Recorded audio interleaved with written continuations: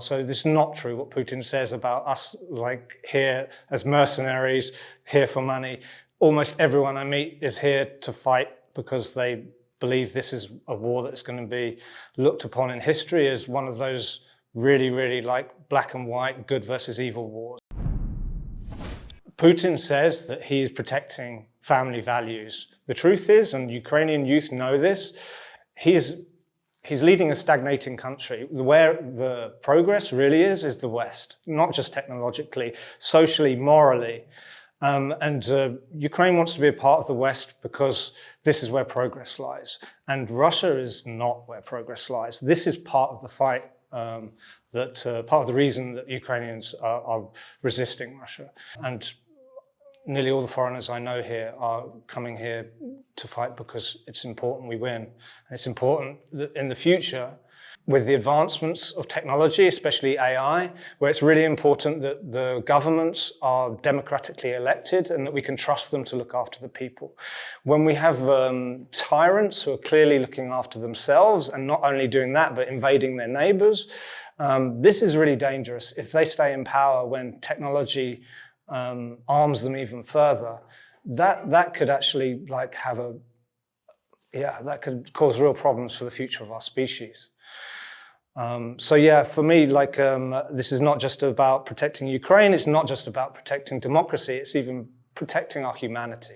I was told by one of the guys in the NGO I worked for that the best way I could contribute to the war, the best force multiplier that I could become would be as a drone pilot. So I basically went into that 100% and trained myself both via simulators and in like an actual school. You have to learn about the radio environment as well. It's technical in other ways. Had to recall like physics with electricity. So it was a big learning exercise, but really interesting and really rewarding. And the other thing about it is that it's changing the entire time. Yeah, so I worked as a drone operator in different capacities, started off as a pilot, but I gravitated more towards engineering. I got handle on programming, so I'd be like programming the drones specifically for missions before they'd go out, and then actually go out as a combat engineer and prepare the drones to like attack the target as well. The drone race now, there are two main things. There's offense and defense. It's like American football. The offense nowadays is accelerating faster than defense. So we know how to kill like better than we know how to prevent drones from killing us.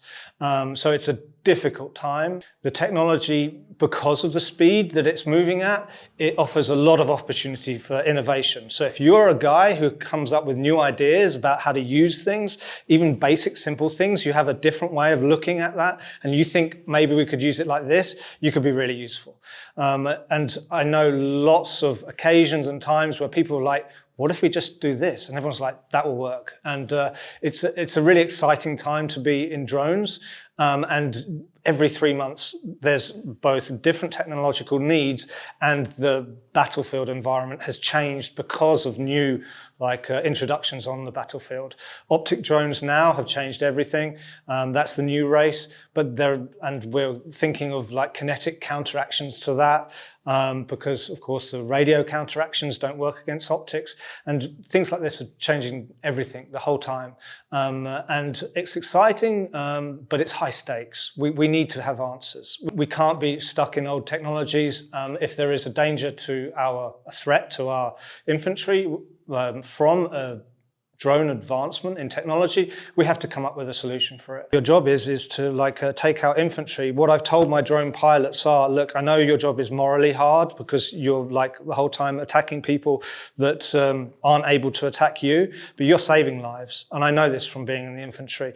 Our lives are being saved by the drones that we use to stop the Russian infantry advancing on us. I played computer games like quite a lot in my life, and I noticed that there is a correlation between computer game players and the ability to be a pilot. So that's one way you can, if you're good at computer games, not just like if you actually like are good at them, you probably will be able to be a decent pilot. But like you don't need to be a master electrician to go into engineering. This is not engineering like really like you need a degree level engineering. I was not into physics even very much before this, but I learned everything, and you can do that in a few months, and you can be really useful. So the Legion was just for my training, and they integrated with my first brigade really well, and the Legion provided my training, my early training before I went into my brigade. I was serving in Zaporizhia in my first brigade, but I'd lived a lot in Donetsk, and I really wanted to help defend Donetsk. So I asked to be released to fight in Donetsk.